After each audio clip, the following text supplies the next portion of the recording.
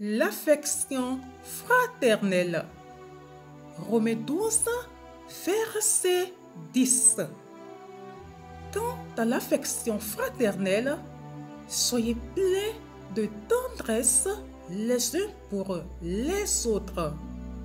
Soyez les premiers à honorer les autres. Auditeurs de Pain Divin, Paul exhortait ainsi les Philippiens.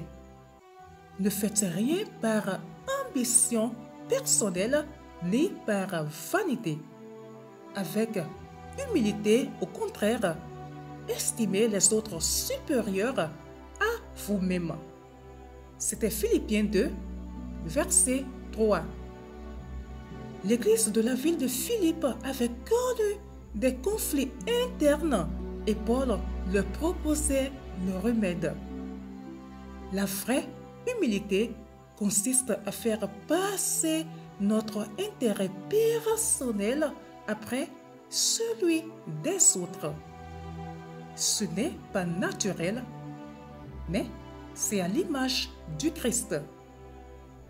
Jésus n'a-t-il pas dit à ses disciples que pour le suivre, ils devraient chaque jour se charger de leur croix?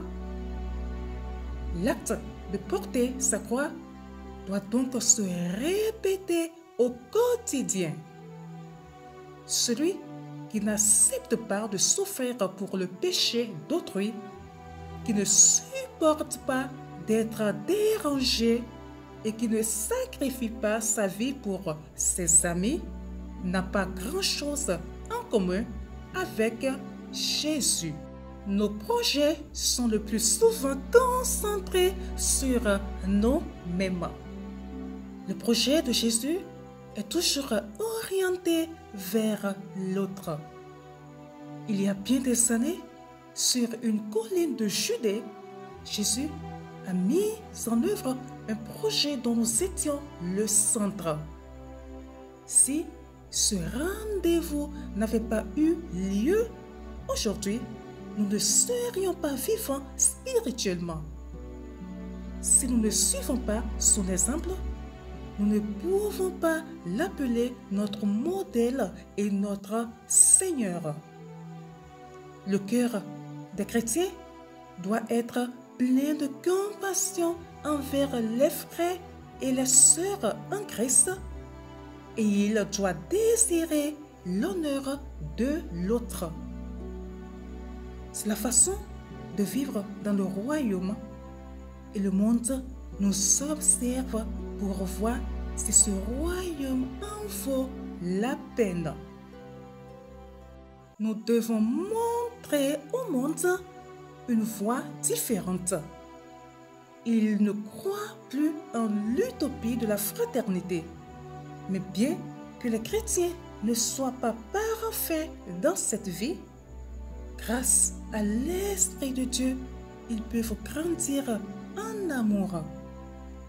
Nous sommes pour toujours liés au Christ avec tous les autres croyants du monde. Bien-aimés, jusqu'où le bien-être de l'autre vous préoccupe-t-il? Encouragez-vous vos frères et sœurs dans le Christ?